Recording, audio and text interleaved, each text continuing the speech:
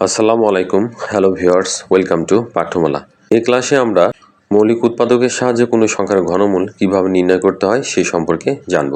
আমরা নিম্নবর্ণিত সংখ্যাগুলোর ঘনমূল নির্ণয় করব।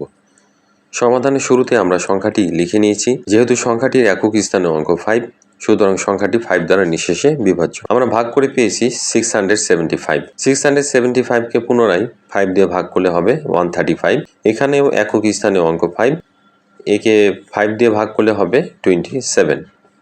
27-এর 2 + 7 করে আমরা পেয়েছি 9।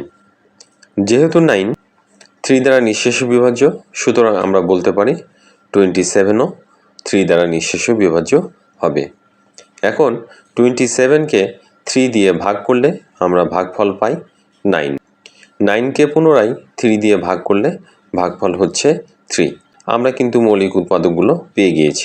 এখন ঘনমূল নির্ণয়ের ক্ষেত্রে মৌলিক উৎপাদকগুলো থেকে প্রথমে 3টা 5 গুণ আকারে লিখেছি, পুনরায় 3টা 3 গুণ আকারে লিখেছি।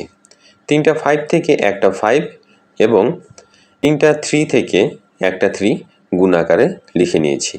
আমাদের গুণফল হয়েছে 15। তাহলে আমাদের ঘনমূল হলো 15। এখন পর্যন্ত তোমরা যারা চ্যানেলটি সাবস্ক্রাইব করো নাই, নিয়মিত ভিডিওর জন্য চ্যানেলটি সাবস্ক্রাইব করে নিবে।